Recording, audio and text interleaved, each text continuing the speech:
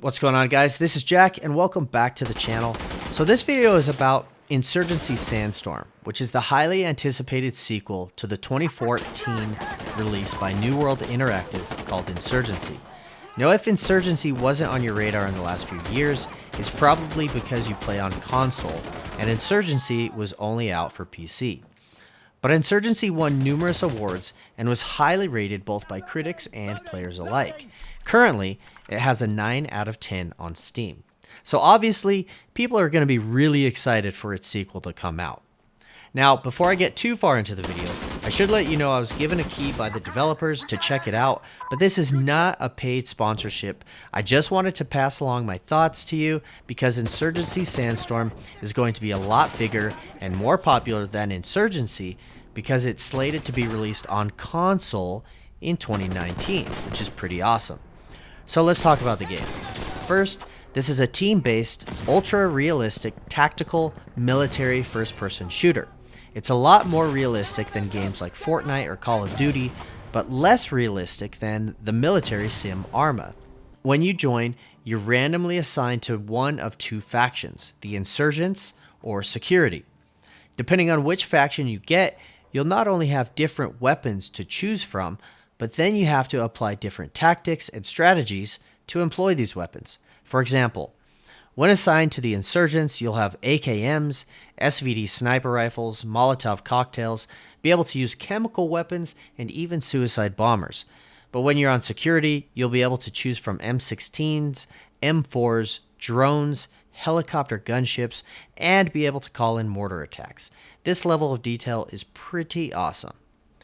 Now, once you've been assigned a faction, you get to choose your class or role you want to play. Commanders get to call in airstrikes. Observers basically work alongside the commanders as the radio guy. There are riflemen, breachers who have close quarter combat loadouts, demolitions guys, snipers, and etc.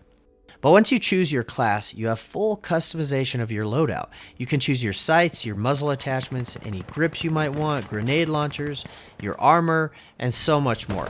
I've probably said this once already, and I'll probably say it again. The amount of detail they've gone into for this game is really, really impressive. The actual gameplay itself is different versions of attacking and defending objectives and capture the flag. You can play co-op with other players against the AI, which is actually pretty hard. The bots in this game are really good. Now, they're not too hard to the point where they don't miss their shots, but they are fairly accurate. They move in normal, non-predictable ways to provide a good challenge, no matter how many hours you put in. There's also a multiplayer version where two teams of real people face off against each other, as well as a competitive version where you can get ranked and move up the leaderboards. As far as gameplay goes, it's a lot of fun. It's realistic, but not too realistic in my opinion. You're not going to spend hours learning how each weapon works or getting your loadout just right. It takes a couple minutes setting your weapons up with all the attachments that you want, but after that, the game remembers your loadout, and it's easy to take a few seconds to customize for each game as you desire. In trying to stay as realistic as possible, each player has a relatively minimal HUD, and most of the time the only HUD you actually see are your teammate indicators to prevent friendly fire. There is a HUD that pops up when you're reloading to show how many mags you have left. There's not even a health meter for your character. The time to kill is incredibly minimal as well. It usually only takes 1 to 3 hits to kill someone. So not only is this hyper-realistic, but it also makes each game incredibly intense, especially as it gets later in the match. There's also no crosshairs when you're not aiming down sight. Now, I love this choice a lot because it makes hip firing very inaccurate, which it is in real life, and teaches you to ADS whenever possible. Because this is a team-based, realistic tactical game, effective communication with your teammates is integral to winning. In fact, the most fun I've had in the game is when I get matched up with really talkative, chatty teammates. Now on to my thoughts. I've only played Sandstorm for about 7 to 8 hours so far, but I'm loving it. I'm really loving it, and it's definitely going to go into the rotation of games that I play regularly. The level of detail the devs have put into the game is very high, but as I said, it's not too high to the point where it takes the fun out of it.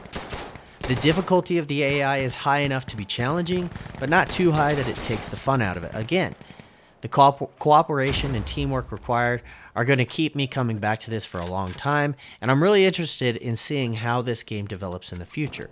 In the past, New World Interactive, the developers, has made games that they are constantly improving upon, and they're constantly adding content to their games as well. So Sandstorm should be no different.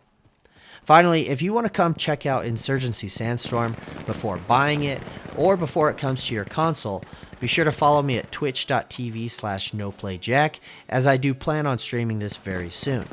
Be sure to turn on your notifications both on Twitch and YouTube, as I usually post a streaming announcement here as well. Thanks for watching, guys. Be sure to like the video, and if you're new to the channel and want to see more videos just like this one, hit that subscribe button. Until next time, we'll see you out there in the sandstorm.